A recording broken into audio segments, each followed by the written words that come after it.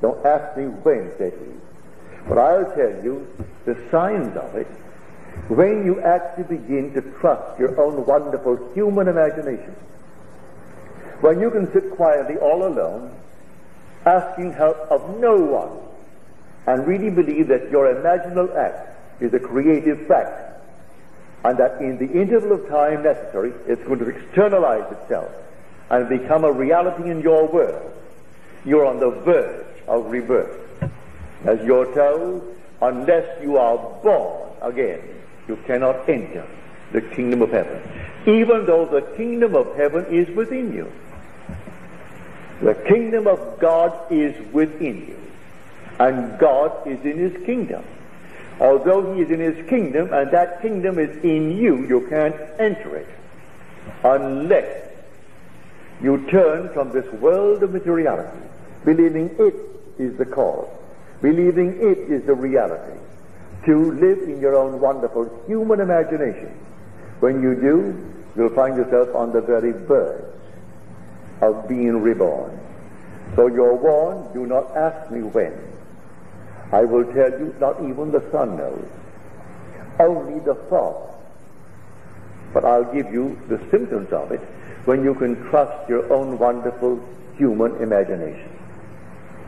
That will be the symptom. Can I stand here tonight and take any request? Doesn't cost me anything, and it's a joy if it's within what I call the golden rule.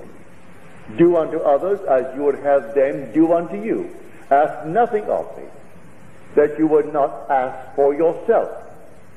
Do not ask me to hear any news in this world that you would not really want done to you.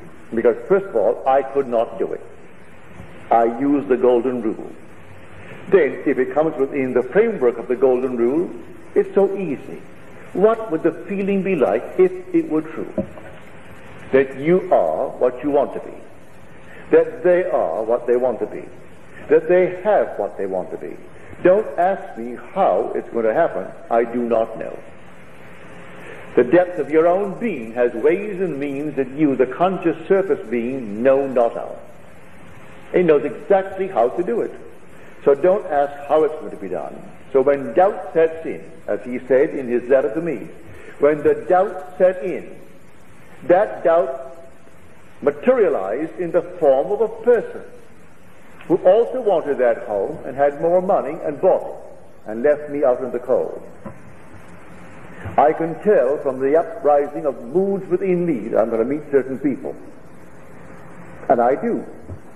The mood, you can suppress the mood. As Churchill says, the moods determine the fortunes of people, rather than the fortunes determine the mood. Don't ignore that great man. He said that the mood actually determines the fortunes. So I would catch a mood. Well, then catch the mood of your wish fulfilled. What would the feeling be like if it were true? Imagine the wish fulfilled. What would it be like? How would I feel if it were true? In spite of all things round about you that deny it, you walk as though it were true. And in a way that you do not know, you need not know, it will externalize itself within your will, and you will actually receive it. Listen to these words. With God, all things are possible. That you will read in the 19th chapter of the book of Matthew. Now we'll go to the 9th chapter of the book of Mark. All things are possible to him who believes. He equates God with the believer in man. All things are possible to him who believes. That's Mark. Matthew, with God all things are possible. So he equates the believer in man with God. Well, the believer in me is my own wonderful human imagination. What other thing in man but his reality, which is imagination, that believes? It's the dreamer in man. I go to bed at night and I dream.